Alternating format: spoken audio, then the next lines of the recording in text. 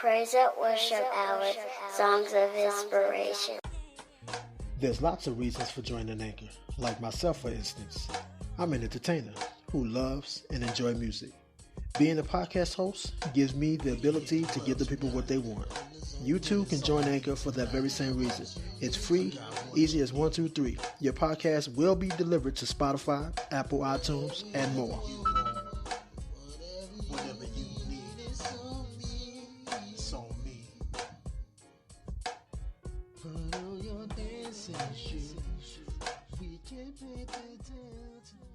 You are tuning into Praise and Worship Hour, Songs of Inspiration, Denver's #1 gospel podcast, where we play nothing but the best sweet inspirational sounds with your favorite DJ Brooklyn style.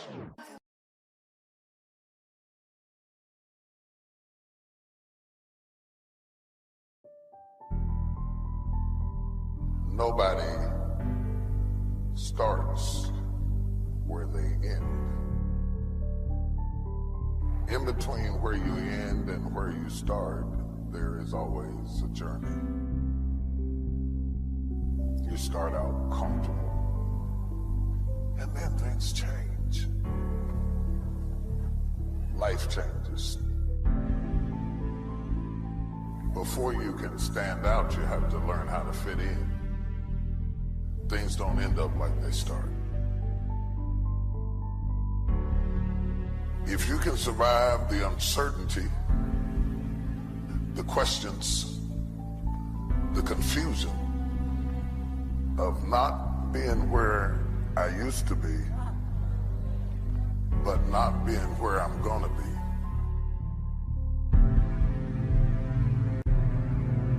the problem with most people is they define you by where they met you.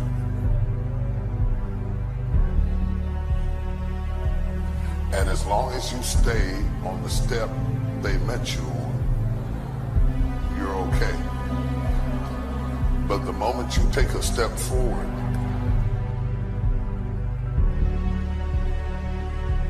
people have all kinds of issues with your transition.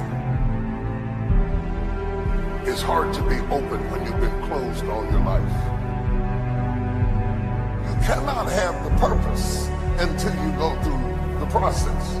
It doesn't happen for anybody. It doesn't happen for senators or presidents, kings nor princes, preachers nor doctors nor lawyers. It didn't even happen for Jesus. And at the end of the process, we discovered the purpose. I have learned over the span of my life that things that come too fast are dangerous. I've learned not to despise the day of small beginnings. I've learned to be leery, if not wary, of people who promise to take you up fast. I have learned that it is the things that you discover along the way that make you able to stand the process of when you get there. You have to learn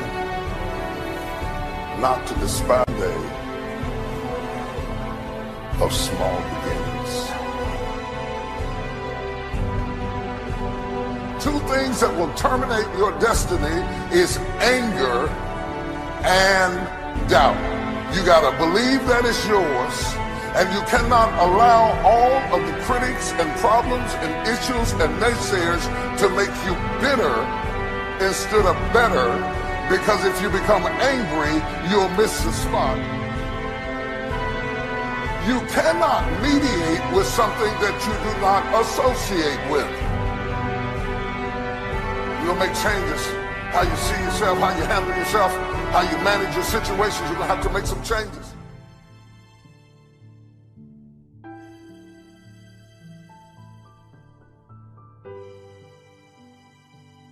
Doesn't mean you have low self-esteem, doesn't mean you have doubt, doesn't mean you have fear.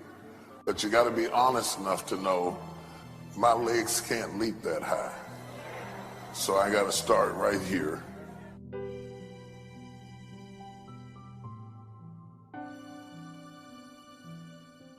You wouldn't believe where I started from. God does things by a system. He has a system.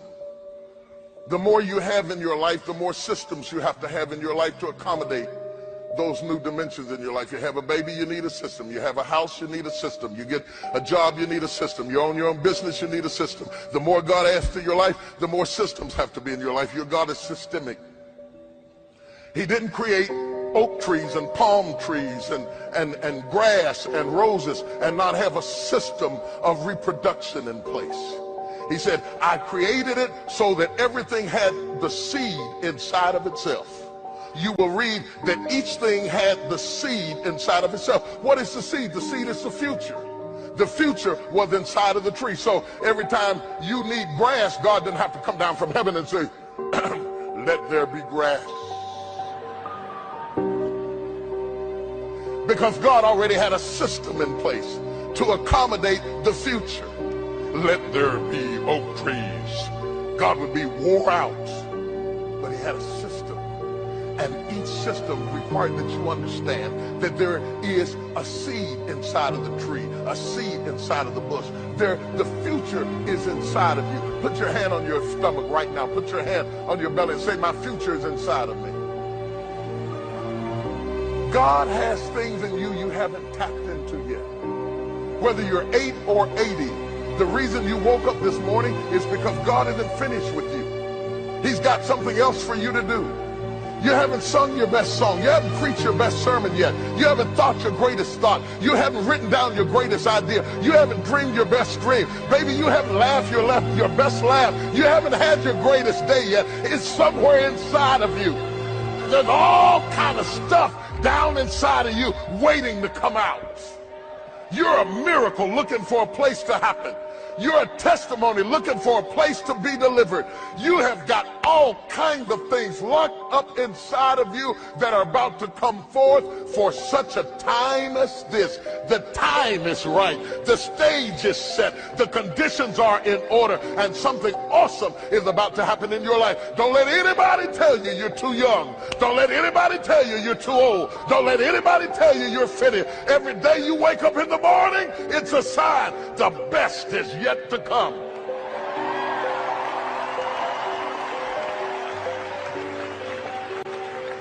And I've got something to tell you, whether you're a man or a woman, whether you're young or old, whether you're 8 or 80, I know this is going to shock you, but I came to tell you you're pregnant.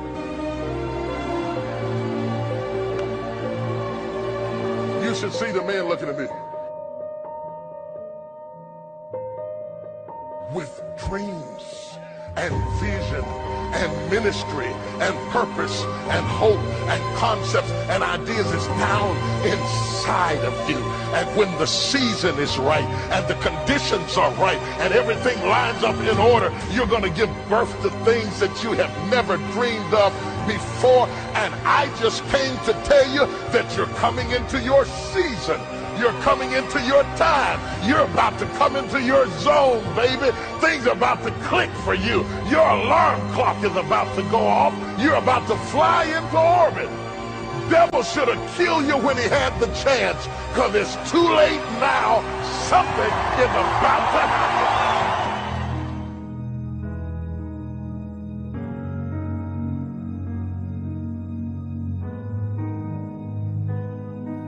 I dream with my eyes open. I never look forward to sleep. That's why I don't sleep, because I dream with my eyes open. I want to become the things that I see. And if you ain't taking advantage of all of your resources and relationships, and you sitting on your ass being a lazy bum, complaining about everything but still ain't doing shit, listen, watch me go get it. Let me tell you something. I want you to know you've got something in you that's stronger than that poison you're putting in your body. And you need to be around some people that can help you get in touch with your power, because you know that your life deserves this. See, I think that the reason that we abuse ourselves with drugs and alcohol is that we're trying to numb something in us that's aching us, that's urging us, that's nagging us to do something bigger and better. It can't be because it tastes so good. It can't because crack feels so good or cocaine is not that simple. You are not regular. You are a talented athlete. So stay your ass in the gym, stay focused on them books, stay in your college dorms. You got the rest of your life to chase chicks and get money, man. That when we are deluding ourselves or polluting our minds, it numbs us where we don't have to face reality because we don't know what we've got going for us. See, once you discover who you are, the truth of knowing who you are will set you free from ever wanting alcohol, from ever wanting any kind of drug that's going to destroy who you are. Once you begin to know who you are, it will set you free from believing, I can't see myself doing any better. Once you discover this power, the perfect essence of who you are, that's in all of us, that's permeating our being, that enable us to be the directors of our lives. The possibility that we can begin to develop the mindset to bring out the best in people, to encourage them to achieve their greatness and support them in their dreams.